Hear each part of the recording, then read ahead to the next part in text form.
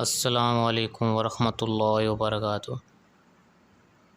میں صاحبزادہ محمد زبیر صابری امید کرتا ہوں کہ آپ سب دوست خیریت سے ہوں گے۔ دوستو، اگر آپ میرے چینل پہ فرسٹ ٹائم ہے تو میرے چینل کو سبسکرائب کر دیں اور ساتھ گھنٹی کے نشان پر کلک کر دیں تاکہ میری ہر نئی آنے والی ویڈیو کا نوٹیفیکیشن آپ کو لازمی ملتا رہے، ٹھیک ہے دوستو۔ اس میں اللہ یا خالق ہو یا باری ہو یا مصور ہو، ٹھیک ہے۔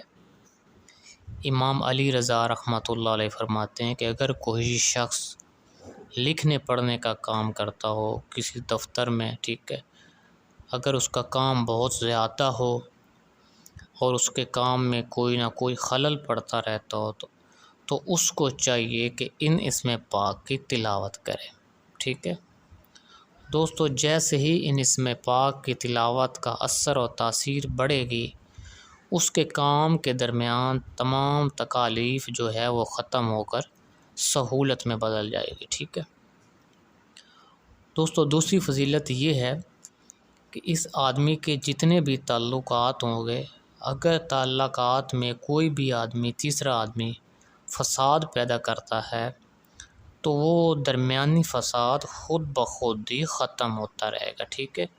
یعنی تعلق کے درمیان جو بھی نقصانات ہوں گے وہ خود بخود ہی ختم ہوتے رہیں گے، ٹھیک ہے، اور جملہ حالات انشاءاللہ بہتر ہو جائیں گے، ٹھیک ہے دوستو۔ اگر کوئی اس اسم خالق کا ورد رکھے گا تو اللہ پاک ایک فرشتہ پیدا کرے گا جو کہ اس کے لیے قیامت تک عبادت میں مشغول رہے گا، ٹھیک ہے دوستو۔ بڑی برکتیں ہیں اللہ پاک کے جو نام ہیں، ان میں بڑی برکتیں ہیں۔ دیکھیں نا کہ اللہ پاک ایک فرشتہ پیدا کرے گا جو کہ قیامت تک اس کے لیے عبادت میں مشغول رہے گا، ٹھیک ہے، اور اس کے پڑھنے والے کا چہرہ نورانی کر دیا جائے گا، ٹھیک ہے۔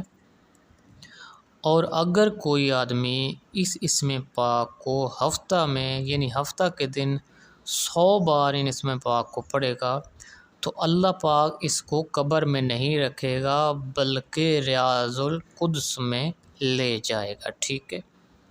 اور اگر دوستو کوئی بے اولاد ہو تو 7 روزے رکھے، ٹھیک ہے، اور نزدیک افطار یعنی افطاری کے نزدیک 21 بار یا مصور پڑھ کر پانی پر دم کر کے بیوی کو پلا دے، انشاءاللہ فرزند نیک پیدا ہوگا، ٹھیک ہے دوستو۔ اگر میری ویڈیو پسند آئے تو اس کو زیادہ سے زیادہ شیئر کریں اور ویڈیو کو لائک کریں، ٹھیک ہے، اور کمنٹ میں یا اللہ یا محمد لکھ دیں، ٹھیک ہے۔